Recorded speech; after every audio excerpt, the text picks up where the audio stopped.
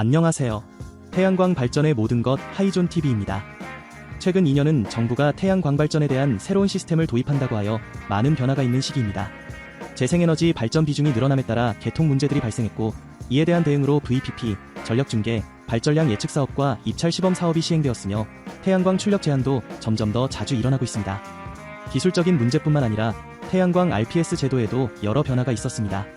높은 S&P와 REC 현물 시장 가격, 고정 가격 계약 부족, FIT 지원 사업 종료, 1메가와트 이하 무제한 접속 보장 폐지 등 시장이 빠르게 변동하고 있습니다. 태양광 RPS 제도는 기본적으로 REC라는 정부 보조금에 의존하는 시장이기 때문에 정부 정책에 따라 변동성이 큽니다. 따라서 안정적인 사업 운영을 위해서는 이런 변화를 주의 깊게 살펴보는 것이 중요합니다. 오늘은 2022년부터 논의되었던 주요 사항들이 현재 어떤 식으로 진행되고 있는지 살펴보고 RPS 제도가 앞으로 계속될지 아니면 폐지될지 살펴보겠습니다. 발전 사업자가 의무적으로 확보해야 하는 재생에너지 발전량 비율이 높게 설정되었지만 이를 다시 하향 조정합니다.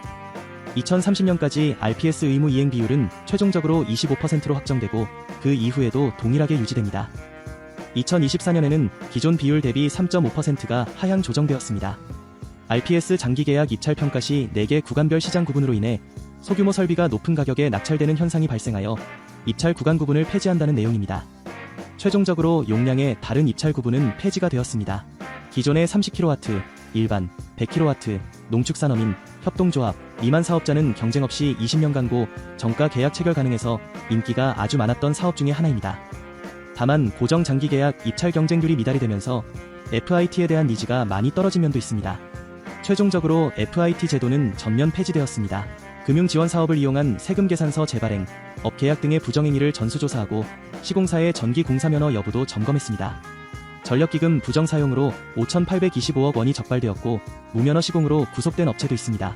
S&P 가격 상승으로 S&P 플러스 REC 장기 고정 계약보다 S&P 가격이 초과되는 경우 그 차액은 고정 가격 계약으로 한정된다는 내용입니다. 2023년 4월 1일부터 시행되었지만 이후 체결된 계약에만 해당됩니다. 또한 S&P 긴급 정산 상한 가격과 REC 상한 제도 시행 중입니다. 기존 재생에너지 설비에도 개통 안정장치 구정보 제공 인버터를 부착하여 유연한 개통 운영을 위한 기반을 마련했습니다. 이제 사용 전 검사 시 개통 안정장치 설치가 필수입니다. 1메가와트 이하 태양광의 무제한 접속 제도와 관련된 한전의 개통 비용 전액 부담 문제가 있어 제도가 재검토되었고 최종적으로 폐지되었습니다. 신재생법 개정을 통해 이격 거리 상한을 설정하려 했지만 현재로서는 별다른 진전이 없는 상태입니다. 하지만 앞으로 추진될 가능성이 있는 부분입니다. 발전 차액 제도 FIT는 국내 최초로 태양광 발전 사업을 지원했던 제도입니다. 오늘날 소규모 농촌형 FIT와 같은 제도를 떠올릴 수 있지만 사실 FIT는 훨씬 이전에 태양광 시장에 큰 붐을 일으켰던 제도입니다. 15년간 고정 가격을 지원하는 구조였지만 막대한 정부 예산이 투입되다 보니 빠르게 RPS 제도로 전환하기 위해 RPA 시범 사업이 시작되었죠. RPS 제도 시행을 앞두고 2009년부터 2011년까지 3년간 진행된 시범 사업이 RPA입니다.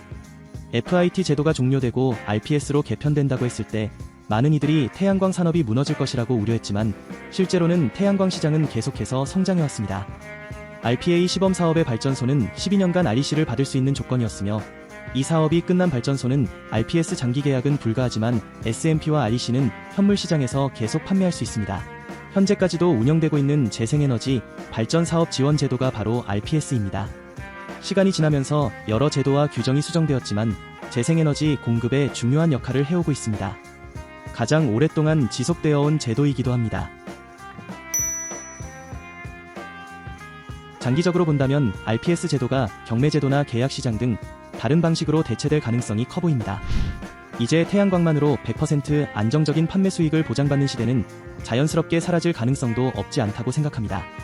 아마 다른 형태로서 진화하게 되는 계기가 될 수도 있겠죠.